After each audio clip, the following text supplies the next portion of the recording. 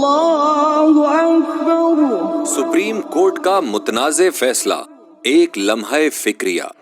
Supreme court کی طرف سے مبارک ثانی قادیانی کیس میں نظر ثانی درخواست مسترد ہونے کے بعد ملک کی مختلف مذہبی جماعتوں کی طرف سے رد عمل دیکھنے میں آ رہا ہے، اور مختلف جماعتوں کے مشترکہ پلیٹ فارم ملی یکجہتی کونسل کا ہنگامی اجلاس بھی 25 جولائی کو اسلام آباد میں طلب کیا گیا۔ اگلے دن علماء کرام کا اسی موضوع پر خطبات جمعہ دینے کا فیصلہ رہا، اور جمعے کے بعد مختلف مذہبی جماعتوں نے احتجاج بھی کیا۔ یاد رہے کہ مذہبی جماعتوں کی جانب سے سپریم کورٹ کے 6 فروری 2024 عیسوی کے فیصلے میں نظر ثانی کے لیے درخواست جمع کروائی گئی تھی، جس کو مسترد کرتے ہوئے سپریم کورٹ نے سابقہ فیصلے کو برقرار رکھا۔ فیصلے کی تفصیلات میں جانے سے پہلے بہتر ہوگا مبارک ثانی کیس کی کچھ تفصیل بیان کر دی جائے۔ مبارک ثانی نامی قادیانی 2019 عیسوی میں بدنام زمانہ کتاب کو تقسیم کرتے ہوئے پکڑا گیا تھا، جس کو قادیانی تفسیر صغیر کا نام دیتے ہیں، اور اس میں قرآن مجید کے تحریف شدہ ترجمے کے ساتھ ساتھ قادیانیوں کے گمراہ عقائد پر مبنی تفسیر کی گئی ہے۔ اس کتاب پر سن 2016 عیسوی میں حکومت پنجاب نے پابندی عائد کر دی تھی۔ پھر 2019 عیسوی میں بھی اس کے خلاف ہائی کورٹ میں ایک پٹیشن دائر ہوئی، اور اس پر جسٹس شجاعت علی خان نے بڑا واضح فیصلہ دیا تھا کہ کوئی غیر مسلم قرآن مجید کا ترجمہ شائع نہیں کر سکتا ہے، اور نہ ہی قرآن کا کوئی حصہ شائع کر سکتا ہے۔ اس کے باوجود بھی قادیانی باز نہیں آئے۔ 2 دن بعد ہی انہوں نے چناب نگر، جسے قادیانی ربوہ کہتے ہیں، میں پروگرام کیا، اور وہاں اس کتاب کو دوبارہ تقسیم کیا گیا۔ اس پر ان کے خلاف FIR درج کروانے کی کوشش کی گئی، لیکن حکام بالا کی طرف سے اس میں رکاوٹ ڈالی گئی، یہاں تک کہ 6 دسمبر 2022 عیسوی میں جا کر پنجاب کے شہر چنیوٹ کے تھانہ چناب نگر میں مبارک ثانی سمیت 5 افراد کے خلاف مقدمہ درج ہوا۔ مدعی کے مطابق ممنوعہ تفسیر کی تقسیم کا یہ عمل تعزیرات پاکستان کی دفعات 295 بی، 298 سی اور قرآن ایکٹ کی خلاف ورزی ہے۔ FIA کی فرانزک رپورٹ کے مطابق یہ متنازع تفسیر جہاں جہاں تقسیم ہوئی اور جہاں جہاں اپلوڈ ہوئی، اس کا ذمہ دار مبارک ثانی تھا۔ FIR کے باوجود ملزم کو گرفتار کرنے میں 1 سال لگ گیا، اور 7 جنوری 2023 عیسوی میں جا کر یہ گرفتاری ہوئی۔ اس کی گرفتاری کے بعد ایڈیشنل سیشن جج نے کیس کی سماعت کی، اور 10 جون 2023 عیسوی کو ملزم کی ضمانت خارج کر دی۔ اس کے بعد کیس لاہور ہائی کورٹ میں گیا، اور 27 نومبر 2023 عیسوی کو لاہور ہائی کورٹ نے بھی ملزم کی ضمانت خارج کر دی۔ معاملہ سپریم کورٹ پہنچا تو اعلیٰ عدالت نے 6 فروری 2024 عیسوی کو فیصلہ سناتے ہوئے نہ صرف مبارک ثانی کو 5,000 روپے کے مچلکوں کے عوض فوراً ضمانت پر رہا کرنے کا حکم جاری کر دیا، بلکہ اس کے خلاف مقدمہ ہی سرے سے ختم کر دیا۔ پھر یہ کہ بعض آیات قرآن سے غلط استدلال کرتے ہوئے گویا قادیانیت کے لیے چور دروازہ کھولنے کی کوشش کی گئی۔ یہ فیصلہ اس قدر جلد بازی میں کیا گیا کہ مدعی کے وکیل کا موقف سننے کی بھی زحمت گوارا نہ کی گئی۔ سرکاری وکیل نے کہا، مجھے 1 دن کی مہلت دی جائے تاکہ میں تیاری کر سکوں، لیکن چیف جسٹس کی سربراہی میں 2 رکنی بینچ نے ان کو بھی جھڑک دیا، اور صرف قادیانی وکیل کے دلائل سننے کے بعد فیصلہ دے دیا۔ 6 فروری 2024 عیسوی کے اس غیر منصفانہ فیصلے کے خلاف مسلمانان پاکستان میں تشویش کی لہر دوڑ گئی، اور تمام دینی و مذہبی جماعتوں، مذہبی حلقوں اور اہل علم و دانش نے اس فیصلے کو مسترد کرتے ہوئے نظر ثانی کا تقاضا کیا۔ دینی جماعتوں کی جانب سے باقاعدہ نظر ثانی کے لیے درخواست دی گئی، اور یہ موقف اختیار کیا گیا کہ عدالت نے FIR یا فرد جرم میں شامل دفعات کو رائٹ آف اور سٹرائک آف کرتے ہوئے فیصلہ دیا ہے۔ FIR میں پنجاب ہولی قرآن پرنٹنگ اینڈ ریکارڈنگ ایکٹ 2011 عیسوی کی دفعات 7 اور 9 کا حوالہ دیا گیا تھا، اور فرد جرم میں آرٹیکل 295 بی اور 298 سی کا بھی حوالہ دیا گیا تھا، لیکن عدالت عظمیٰ کے 2 رکنی بینچ نے ان تمام دفعات کو نظر انداز کرتے ہوئے فیصلہ دیا ہے۔ نیز درخواست میں یہ کہا گیا تھا کہ فیصلے کے دوسرے حصے میں چیف جسٹس نے آئین کے آرٹیکل 20 اور 22 کی جو تشریح کی، اس میں بھی سکم موجود ہیں۔ ان آرٹیکلز میں مذہبی آزادی کے حوالے سے جو بات کی گئی ہے وہ قادیانیوں کے لیے نہیں ہے۔ تیسری بات درخواست میں یہ بھی شامل کی گئی تھی کہ چیف جسٹس صاحب نے جو قرآنی آیات کا حوالہ دیا وہ موقع و محل کے مطابق نہیں تھا۔ ان تمام حوالوں سے فیصلے کا جائزہ لینے کے بعد مذہبی اور دینی حلقوں نے چیف جسٹس کو غلطی کا احساس دلایا۔ اس کے بعد سپریم کورٹ نے تمام مکاتب فکر کے 10 بڑے اداروں سے آرا مانگی۔ قرآن اکیڈمی لاہور سمیت 6 اداروں نے متفقہ موقف پر مبنی رائٹ اپ جمع کروایا۔ اس کے بعد دوبارہ سماعت شروع ہوئی اور 24 جولائی 2024 عیسوی کو سپریم کورٹ کے 3 رکنی بینچ نے نظر ثانی کی درخواست کو مسترد کرتے ہوئے ملزم کی ضمانت برقرار رکھنے کا فیصلہ سنایا ہے، جس پر دینی حلقوں میں ایک بار پھر اضطراب پھیل رہا ہے اور یہ کہا جا رہا ہے کہ فیصلہ آئینی اور قانونی تقاضوں کو بالائے طاق رکھتے ہوئے دیا گیا ہے۔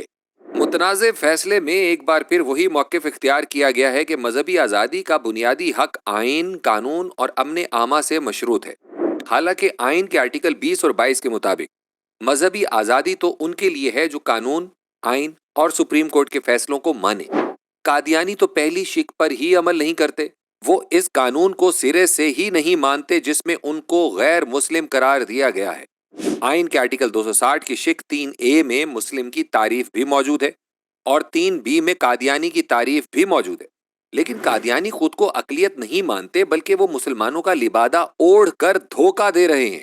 لہٰذا مذہبی آزادی کے حوالے سے جو قانون ہے وہ ان پر لاگو نہیں ہوتا اور نہ ہی مذہبی آزادی والے آرٹیکل میں ان کا ذکر ہے۔ عدالتی فیصلے کے مطابق سپریم کورٹ کے سامنے اس کیس میں 2 سوالات تھے، جن میں پہلا تو ملزم کی جانب سے ضمانت بعد از گرفتاری کی درخواست تھی، دوسرا معاملہ فرد جرم سے مختلف جرائم کو حذف کرنے کی درخواست تھی۔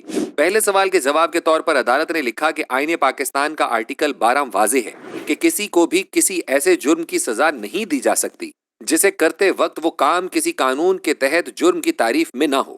سپریم کورٹ نے فیصلے میں لکھا تھا کہ چونکہ تفسیر صغیر 2019 میں تقسیم کرنا جرم نہیں تھا، اس لیے پنجاب اشاعت قرآن قانون کے تحت ملزم کے خلاف فرد جرم عائد نہیں کی جا سکتی تھی۔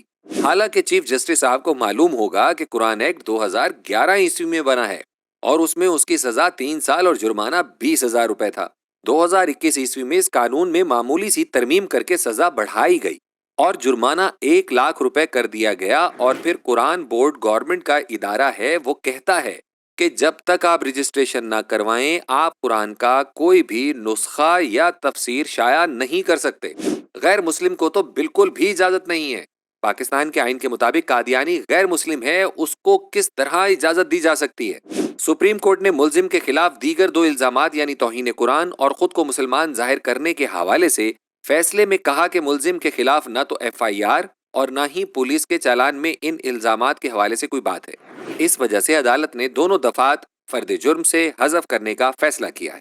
حالانکہ FIR میں پنجاب ہولی قرآن پرنٹنگ اینڈ ریکارڈنگ ایکٹ 2011 عیسوی کا حوالہ دیا گیا تھا، جس کی دفعہ 7 میں بڑی تفصیل کے ساتھ درج ہے کہ قرآن مجید کے جو مسلمہ ترجمے اور تفاسیر ہیں ان سے ہٹ کر کوئی شخص بھی تحریف شدہ ترجمہ، تفسیر یا قرآن کا کوئی حصہ شائع کرے گا تو اس ایکٹ کی دفعہ 9 کے تحت اس کو باقاعدہ سزا ہوگی۔ پھر یہ کہ فرد جرم میں 295B اور 298C کو بھی شامل کیا گیا تھا۔ 295B کے مطابق اگر کوئی شخص جان بوجھ کر قرآن مجید کے کسی حصے یا ترجمے میں تحریف کرتا ہے اور اس کو شائع کرتا ہے تو اس کی سزا 3 سال سے لے کر تا حیات قید ہو سکتی ہے۔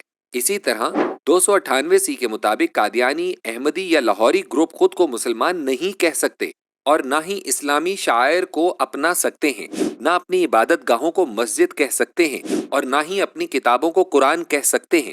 وہ اپنے مذہب کو اسلام نہیں کہہ سکتا اور نہ ملعون مرزا قادیانی کو صلی اللہ علیہ وسلم کہہ سکتا ہے، لیکن قادیانی یہ سب گستاخیاں کرتے ہیں۔ وہ تو ملعون مرزا قادیانی کی بیوی کو ام المومنین کہتے ہیں، ان کے دوستوں کو صحابہ کہتے ہیں، اس کی عبادت گاہ کو مسجد کہتے ہیں، اس کی باتوں کو حدیث کہتے ہیں، اس کی خرافات کو نعوذ باللہ قرآن کہتے ہیں۔ مرزا قادیانی ملعون نے اپنی کتاب میں یہ گستاخانہ بات بھی کی ہے کہ ہم نے قرآن مجید کو قادیان کے قریب نازل کیا۔ اسی طرح قادیانیوں کو قرآن کی تفسیر کرنے کا بھی حق حاصل نہیں ہے، تو پھر قادیانیوں کو عدالت مذکورہ تفسیر شائع اور تقسیم کرنے کی اجازت کس طرح دے سکتی ہے؟